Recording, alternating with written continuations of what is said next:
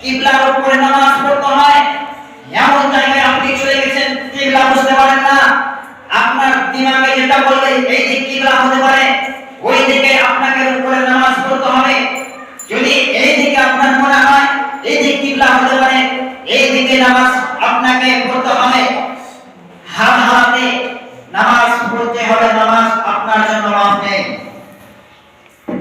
সম্মানিত উপস্থিতি, নামাজের কথা আল্লাহ তাআলা পবিত্র কোরআন মাজিদের মধ্যে অনেক জায়গায় বলেছেন। নামাজের কথা আল্লাহ তাআলা অনেক জায়গায় বলেছেন। কোন জায়গায় বলেছেন ফাসাল্লি লিরাব্বিকা ওয়ানহার, নামাজ পড়ো এবং কুরবানি করো। কোন জায়গায় বলেছেন আকিমিস সালাতা লিযিকরি, নামাজ পড়ো। কোন জায়গায় বলেছেন ওয়া আকিমুস সালাত ওয়া আতুজ যাকাত ওয়ারকাউ মা'আর রাকিঈন। কোন জায়গায় বলেছেন কুল ইন্না সালাতি ওয়া নুসুকি ওয়া মাহইয়ায়া ওয়া মামাতি লিল্লাহি রাব্বিল আলামিন।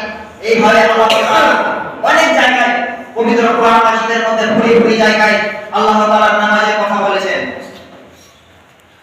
সম্মানিত উপস্থিতি, নামাজ এত বড় ইবাদত, নামাজ এত বড় ইবাদত যে নামাজ পার্থক্য করে কে মুসলমান আর কে কাফের, নামাজ পার্থক্য করে কে মুসলমান, নামাজ পার্থক্য করে কে কাফের। নামাজ পড়লে মানুষ মুসলমান, আর যদি ইনটোটালি যারা নামাজ পড়ে না, বলছে পড়বো না, নামাজ পড়ে কি হয়, নামাজ পড়বো না, এদেরকে আল্লাহ রাসূল বলেছেন কাফের।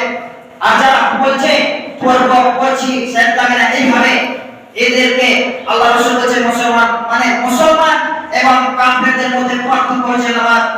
যারা নামাজ পড়ে তারা মুসলমান, আর যারা নামাজ পড়েই না, পড়বে না, তারা হচ্ছে কাফের।